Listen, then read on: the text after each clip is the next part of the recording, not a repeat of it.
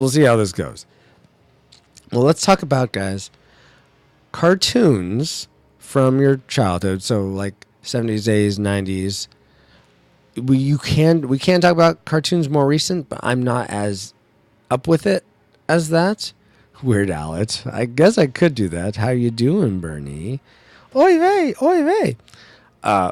Let's talk about cartoons that you would like to see the characters cross over. It could be villains crossing over, or the heroes crossing over, something like that. So I'm going to start off by saying I think it'd be super, super cool to see, of course, Teenage Mutant Ninja Turtles team up with G.I. Joe. Yeah, and here's why that would be cool. Because, whoa, not because of that. See, bullet bats, I hate bullet bats so much. Okay, so you got, I think a lot of G.I. Joe sort of, they're based out of New York. I mean, they're global. But I think maybe you see them mostly in Washington, D.C. Regardless, they're on the same coast for the most part. So you could see the Turtles, maybe we start off seeing the Turtles having to deal with some Cobra soldiers that are trying to escape from G.I. Joe in the sewers. And then they deal with them. So you see these Cobra pilots or Cobra soldiers show up down the sewers of New York. And then they find the Turtles. And the Turtles dispatch them, thinking that they're some of Shredder's. They sound like, whoa, the Foot Clan's looking crazy nowadays. But then we come to find out that no, it's Cobra. And let's see, I'm trying to think of how the Joes and the Turtles are revealed. Do you start them off as enemies at first, like they try to maybe Donatello puts a trace on Cobra.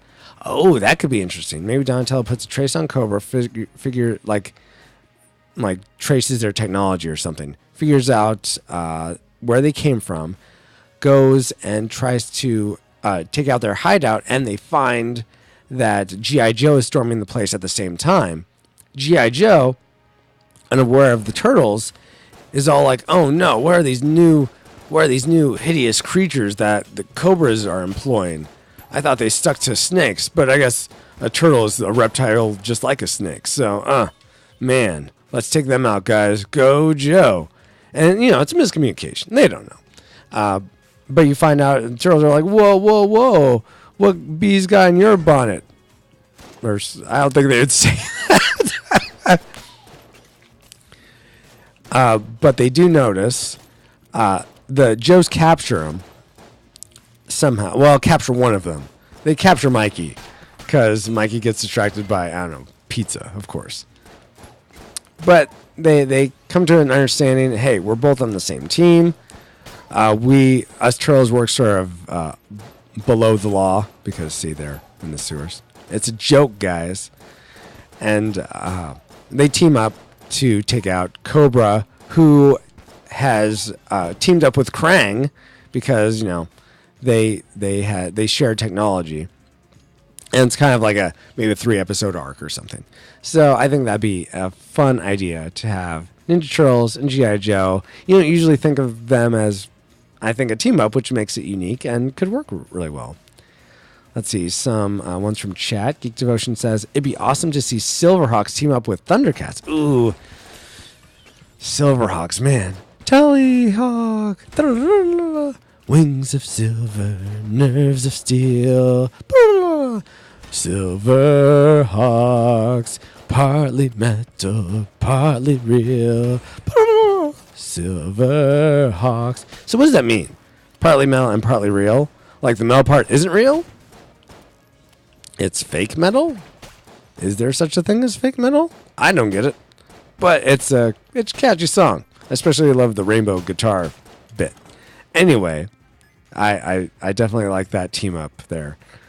Dale says Masters of the Universe meets Thundercats. That's another great one. They both seem to sort of be in this fantasy world, a little bit more so than Silverhawks. I mean, I know He-Man has sci-fi to it, so that could work. But I think Thundercats and He-Man both are like sci-fi and fantasy, as opposed to Silverhawks. I feel like Silverhawks is mainly just sci-fi, sci-fi, and as much as a cartoon can be sci-fi. I definitely like that idea though of Masters of the Universe meets Thundercats. I'm curious. Do you think Skeletor and Mum Ra seem like the perfect team up? Do you think it's a matter of maybe Mum Ra? I know. Get that key. Maybe Mum Ra summons Skeletor to not Eternia. Eternia is He-Manville. How do I get out of here? My goodness. Oh wow.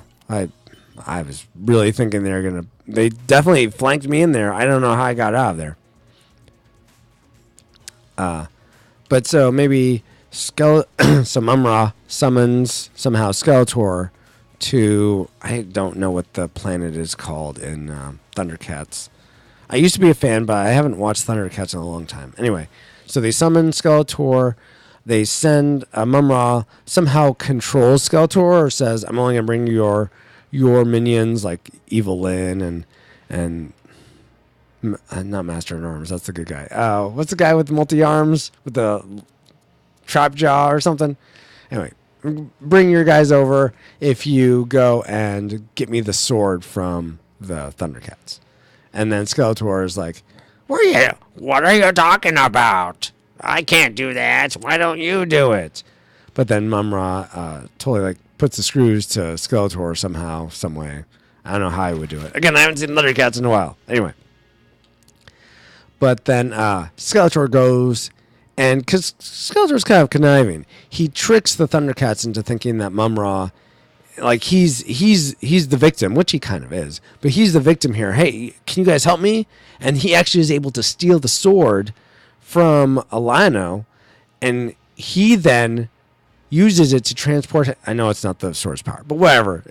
Go with it. He uses that to transport back to Eternia, where then he is able to take over Castle Grayskull. Meanwhile, He-Man has to go right before like they're being sieged. He-Man and Man-at-Arms and Teela, is that her name? I think, and Orko, they go to the sorceress, the bird lady, and says, "Oh my gosh, how's Skeletor doing this? Oh, they have the sword of Lion-O, and it's much more powerful than our magic here in Eternia. But I'm going to send you across the stars to the people of lions and cats, the Thundercat zone, and there you will have to seek their help and take out the evil there before we can come back and regain a Castle Grayskull." This has the makings of a much better Master of the Universe movie than I think anything Canon Group did back with Dolph Lundgren. So let's see this movie. I'm liking this. Let's do that, guys. What do you think? What do you think? Oh my goodness. So I totally stopped playing the game. Sorry about that. I got all amped up on this idea. Joe thinks the Turtles are Cobra experiment. Yeah, that totally works too. I like that. That definitely makes sense as to why they would try to capture them or just not trust them initially. Yeah, of course you're saying you're not an experiment. What else would you say? Yeah, I totally see the misunderstanding galore there. Geek Devotion says, "I'm impressed you know the theme song so well." I actually, a while ago, this is years ago now actually, I found a bunch of theme songs on YouTube from old cartoons that I watched, and I just burned them all to a CD, and so I have a CD with just cartoon theme songs. And Silverhawks is one of them, so that's why I actually know it fairly well. Name a cartoon theme song, and I may be able to sing it for you. Ooh. So these red chests, there's two echelons. Actually, I found another chest, like the top chest to get, and it's a sort of a rainbow multicolored chest where it drops tons of stuff. Oh my gosh. It's like 1 in a million drops. It's amazing. After, just above red, though, is a black chest, which is great. Here, though, is a red chest, which is awesome. So let's use a key for it. Really? That's the drop? The Deckard? The unicorn of handguns. All right. Well, okay. I mean, only 2 shots, though? I guess that's good. I don't know. Dale says, Mumra and Skeletor are each concocting another plan to rule Eternia or Third Earth. Oh, it's called Third Earth. Thank you, Dale. When Mumra and Skeletor start to do some magic, but somehow they teleport each other, swapping places otherwise, Skeletor is now in Third Earth and Mumra in Eternia. I like the sound of that, too. I think that definitely neither Lionel and his team nor He-Man and his team are prepared to deal with the villains because they're so used to the tactics and whatnot of their normal villains. So I think that'd be great. A great play. How'd you see that resolving, though? Hey, sorry we are back. We were watching you and my phone while coming back from a birthday party. Just got back into the house. Oh, no worries. You missed my glorious, so glorious connection of He-Man and Thundercats and that whole story arc. So I will highlight that. Let's do one more crossover, guys. I'll do one more crossover, and then this will be the highlights for this stream, because I think that these have been some awesome ideas. So one more crossover that I think would be a lot of fun. Whoa, that was pretty cool. Let's see. Man, I really hate that it's only 2 shots. Can you stop it with these bats? I'm so done with these bats. Oh my gosh, they don't drop anything of substance. They don't give you any money or anything. So I was thinking of Voltron, Dale. Thundercats and Voltron. The scale, I think, seems a bit off. Robotech meets the Jetsons. I'm not a huge fan of either of those, so okay, fine. But I was thinking Voltron, and I think Voltron and Power Rangers, honestly, but Power Rangers obviously isn't a cartoon, so let's nix that. I think Voltron and Transformers would be pretty interesting. I mean, they're completely different kinds of robots, and you definitely have Transformers that build up on one another, like the Destructicons, but I forget what, Devastator. Each cat mans the lions. Oh, that's interesting. Like the Thundercats become paladins of Voltron. Like maybe the lions get sucked into a vortex and away from the paladins, and so they're sent to Third Earth for somehow. Oh, that's really interesting. I really love that idea of the lions, the Voltron lions being piloted by the Thundercat lions. That's a really unique idea. But so what happens to the Voltron paladins, though? What do they end up doing during this crossover? Because they got to do something. They're cool characters. And for the sake of this discussion, just so I have a bit more skin in the game, we'll say it's the Netflix series, just because I'm a fan of that a bit more. But I think you could apply it to the 80s version also. They have a bigger bond with individual robots. Yes, Voltron and Transformers would be cool. They have a bigger bond with the individual robots. The lions have... No, wait. I think you're talking about Transformers and Voltron.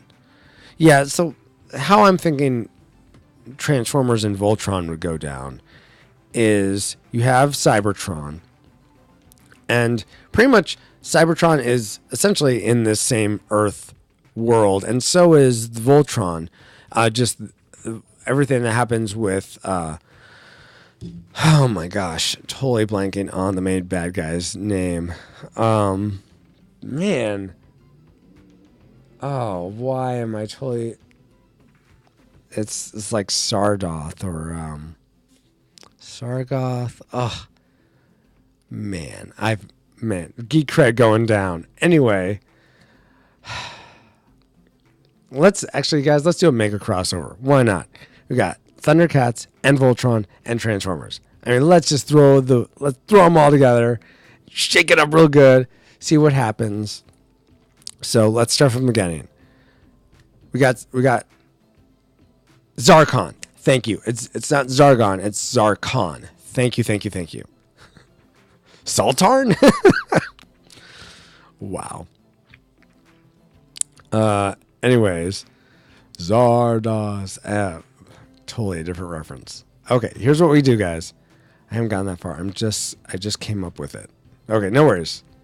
Celeste says Voltron meets Go Lion. Oh, yeah. Oh, that would be interesting. Like the old Voltron and the new Voltron. Anyway, let's do this Thundercats, He-Man, not Thundercats, Voltron, Transformers. We start off in Cybertron, and essentially what happens is Megatron, because he's taken over Cybertron, Megatron has been able to build a Voltron Lion. Somehow he's constructed a Voltron Lion and created sort of this new being that's a Transformer Voltron Lion. He's not aware of Voltron, but that's when we see it, we're like, that's a Voltron Lion. How does he have this? And he somehow created it just because. Beware Saltran, the saltiest villain of them all. Indeed. So he creates this Voltron Lion, which he doesn't know what that is. But somehow, in making that, it sends out this sort of, I don't know, spiritual or psychic pulse to the princess of not Alderaan. This isn't Star Wars, Francisco. Altea, Princess. I know she's Altean, but I'm totally blanking on her name now. Anyway, she sort of has this sense that, all of a sudden there's a new Voltron line. We gotta go meet it. We gotta go find it and see if it can help us fight Zarkon. Also, what happens is this pulse goes out because of the evilness. Like there's both good and evil in this Voltron line. Because of the evilness, the sort of the good part goes out and permeates to the princess of Voltron, and the bad part permeates to Mum-Ra of Thundercats, and he is drawn to it as well. He actually packs up from Third Earth. He takes his ball, goes home, and Lion-O and all his crew are like, what happened? Where's Mum-Ra? We haven't fought them in forever. And they actually get lazy. They're sort of out of shape. They don't do much, and they become just like lackadaisical there on Third Earth, because this takes place over maybe, I don't know, 10 years or something. And so they're not finding anyone. They're not finding the goblins anymore or anything like that. Okay, we're not going to save this chest. Meanwhile, Mum-Ra finds a Megatron, and I don't know, it's an uneasy alliance, but they find that they can't really match one another. Mum-Ra's magic doesn't really work against Megatron, and Megatron can't do anything to seemingly destroy Mum-Ra. He's just like, well, we shoot you, but you don't die. I don't know what to do. I guess.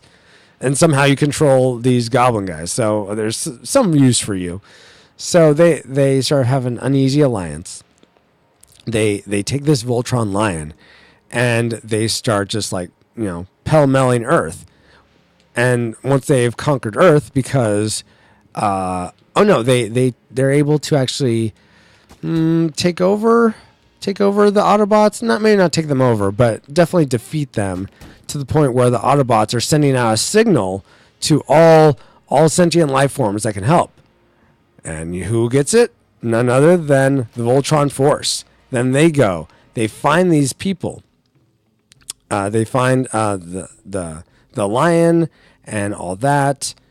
And I'm sort of spinning my wheels. I'm not quite sure how we bring the Thundercats back. I feel like, maybe somehow this new lion is able to immobilize immobilize the Voltron lions somehow. Like they can't use the lions, but for some reason this lion, I don't know, is almost like a siren lion. It makes it so that they can't be used. They're sort of just like caught up in the song of this lion. So the paladins are like, crap, we can't do anything. What's going on? I'm going to buy this glass stone just because it deflects stuff. What are we supposed to do now? They somehow, and this is the weak link. I'm not sure how they get over to Third Earth, but I feel like they go there and they help retrain Lion-O and all that. Help retrain them, and they actually learn from Lion-O, and it turns out that the Thundercat sword is the key that they need in order to break the spell that's over the Voltron lions. So Shiro, or whoever the black paladin commander is, him and Lion-O team up to control the black lion. And maybe you can have the other team members help control the other lions as well. Maybe it's a team effort. Like they need the power of both the lions and their sort of natural affinity of lion connection, and also the paladin pilots because they know how to pilot Voltron. You need all that and Lion-O's sword to say, like, Voltron, Voltron, Voltron, ho, or something like that. And then you get Voltron wakes up, the lions wake up, you form Voltron, defeat the new lion, then you can defeat Megatron and Mum-Ra as well, and Mum-Ra escapes. I don't think they would be destroyed, but I think Megatron you probably get destroyed. And there you go. There's the end. So I think that's a little muddled there in the middle. But let's see. Oh, Dale has an addition. Remember when Bumblebee scanned the Charger to appease Shia becoming a Charger? How about Megatron does that with the Black Lion or Voltron itself and is able to transform into a Bizarro Voltron? Ooh, that's another element. Yeah, maybe him and some other Decepticons sort of scan this new lion and are able to form with it. Oh, and so they don't necessarily take out. Maybe they can take out the spell or whatever this signal that this siren lion is putting out, this Decepticon lion is putting out, but they don't defeat it. And then, the Megatron lion, since he's now like a lion, and some other Decepticons that are also lions, form a Decepticon hybrid. And they're defeating the actual Voltron. It's like, oh my gosh, what's happening? How's this possible? And then you see, when it's just about the end, when they're almost defeated, the Ark comes out from off screen. It just starts pelting. The Ark being the Autobots' main big ship, just starts pelting this Decepticon Voltron fake lion or fake Voltron with shots, and that's able to turn the tide enough for a real Voltron to defeat them. And then that's a great addition, Dale. That's awesome, man. Great stuff, guys. Great stuff. So those are what we think would be some great classic cartoon crossovers.